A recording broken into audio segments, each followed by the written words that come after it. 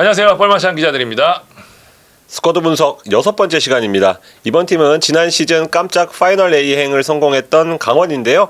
최용수 감독 부임 후 확 달라진 컬러를 자랑하고 있는데 올겨울은 대표이사 교체 외에 이렇다 할 소식을 전하지 못하고 있습니다. 과연 강원은 무엇을 하고 있을까요? 어떤 전력을 갖고 있을까요? 한번 살펴보겠습니다. 최용수 감독이 강원에서 온전히 프리시즌부터 치르는 두 번째 시즌이잖아요. 네. 지난 시즌 파이널 A 그룹 진입이라는 기대 이상의 성과를 냈는데 김병지 신임 대표이사도 2023년도에도 파이널 A 그룹 진출이 목표라고 말했습니다.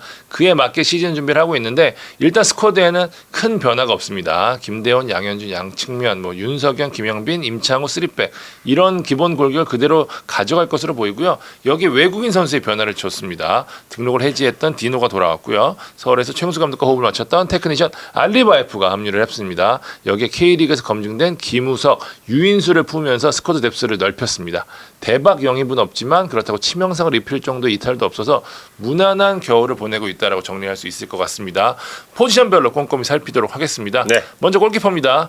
조민규 선수 들어오고요. 나간 선수는 없습니다.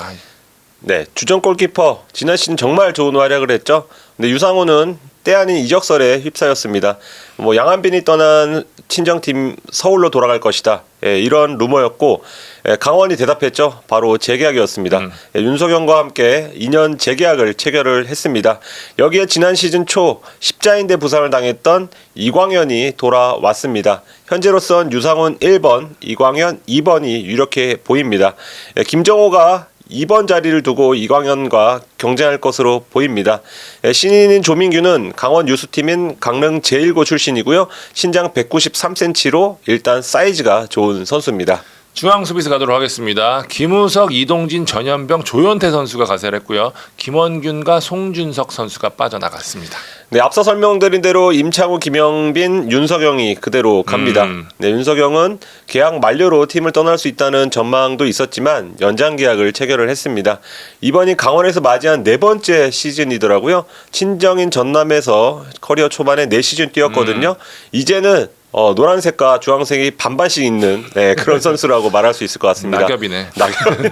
주전은 큰 변화 없이 임창우, 김영빈, 윤석영으로 갈 가능성이 현재로서 높아 보이는데요. 여기에 김우석이 도전장을 던집니다. 김우석은 대구 시절 전북 영입 리스트에 들었을 정도로 실력을 인정받는 그런 선수입니다. 지난 두 시즌 부상으로 많은 경기에 나서지 못했는데 실전 감각을 얼마나 빨리 끌어올리느냐, 그리고 2016년 대구에 입단한 뒤로 줄곧 대구에서만 뛰었거든요. 첫 이적인 만큼 얼마나 빨리 새 팀에 적응하느냐가 관건입니다.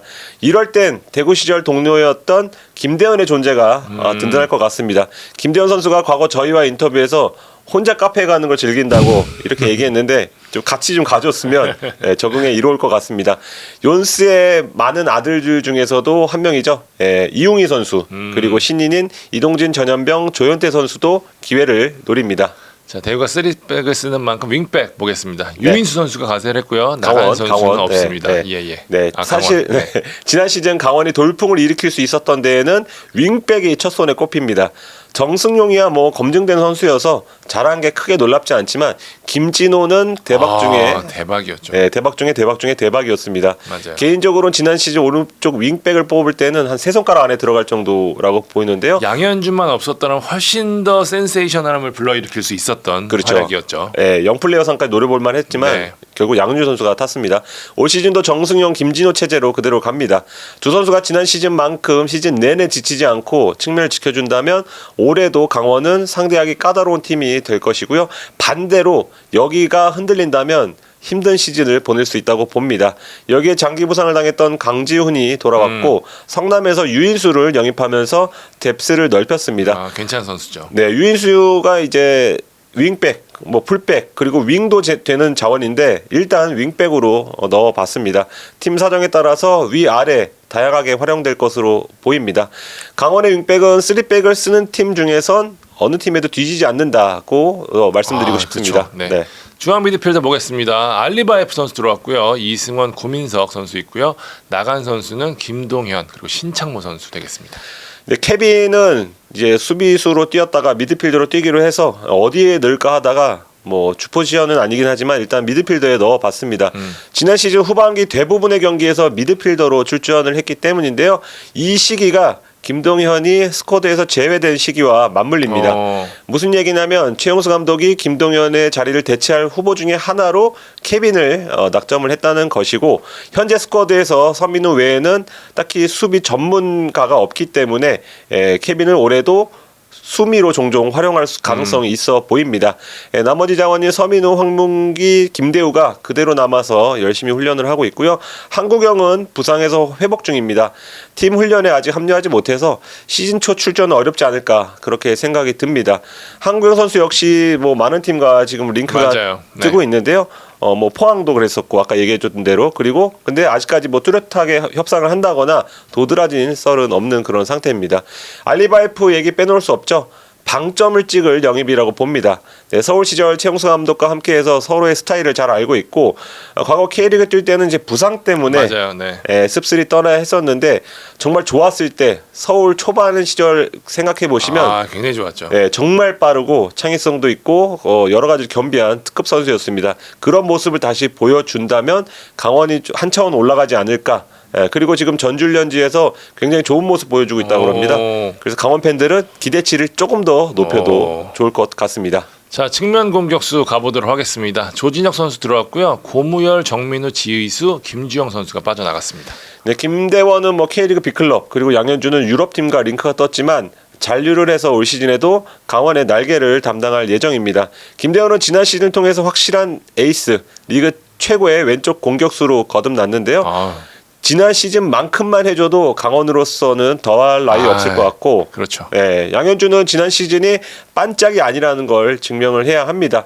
왜냐하면 지난 시즌 후반기로 갈수록 뭐 체력도 떨어졌고 폼도 떨어졌거든요. 맞아요. 네. 그런 모습을 보이면 윤스에게 가차 없을 겁니다. 얄짤없죠. 네, 여러모로 양현준 지금 유럽 진출 바라잖아요. 네. 정말 중요한 시즌이 될 것 같습니다.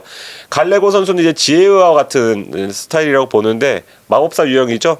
간혹 나오는 그 왼발, 그 돌파도 무슨 누구 상대였죠? 아무튼 굉장히 인상적인 골이 있었는데. 네, 측면에서 가운데로 파고들면서 약간 뜬 공을 찼었죠. 그것도 정말 좋았는데 이 선수의 마법 좀 기대가 되고요. 근데 지난 시즌 선발로 단 한 경기 뛰었더라고요. 올해는 뭐 지금 김대원, 양현주뿐만 아니고 뭐 알리바예프, 뭐 유현수 등등과 좀 경쟁을 해야 되는데 조금 더 선발로 뛸 만한 자원이란 걸 증명하고 싶을 것 같습니다. 고무열은 지난 시즌 내내 이제 부상으로 고생을 했었는데 아쉬움 속에 계약 만료로 팀을 떠나게 되었습니다. 현재 K리그 1의 2개 팀과 K리그 2의 1개 팀과 좀 연결이 되고 있는데 커리어가 워낙 좋은 선수라서 재취업을 하는 데는 큰 어려움은 없을 전망입니다. 이 방송이 나갈 때쯤에 결정이 날 수도 있겠네요. 네, 그렇습니다. 자, 마지막으로 스트라이커 보도록 하겠습니다. 디노 선수가 다시 돌아왔고요. 박기현 선수, 최성민, 그리고 나간 선수는 발샤, 박경배, 강희찬 선수입니다. 디노가 키를 쥐었습니다. 지난 시즌 초반에 엄청난 활약을 펼쳤죠. 그러다가 부상을 당해서 등록을 해지했었고, 그러다 이제 시즌 마치고 발샤를 내보내고 디노가 다시 재합류를 했습니다. 어느 정도 예견된 그런 수순이라고 좀 볼 수 있습니다. 그래서 좀 이내 한번 넣어봤습니다.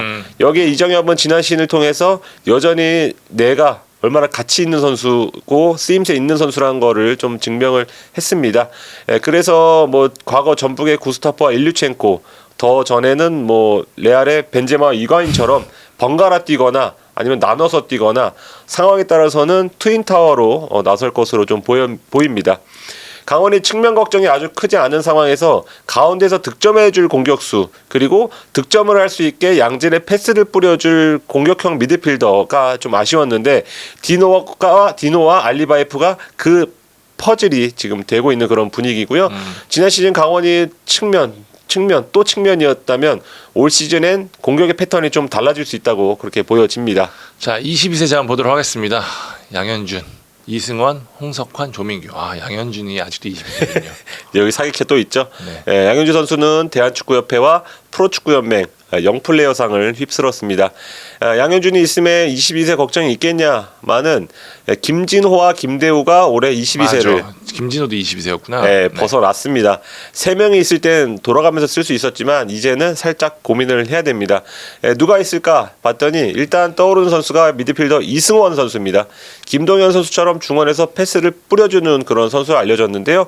네, 다만 현재 청소년 대표팀 차출로 인해서 전지훈련을 지금 함께하지 못하고 있는 점은 걸립니다. 그러니까 욜스에게 매력 어필할 시간이 살짝 좀 부족하다는 그런 뜻입니다. 하지만 워낙 실력이 있는 선수로 알려져서 과거 김대우처럼 첫 시즌부터 중용될 가능성이 있어 보이고요.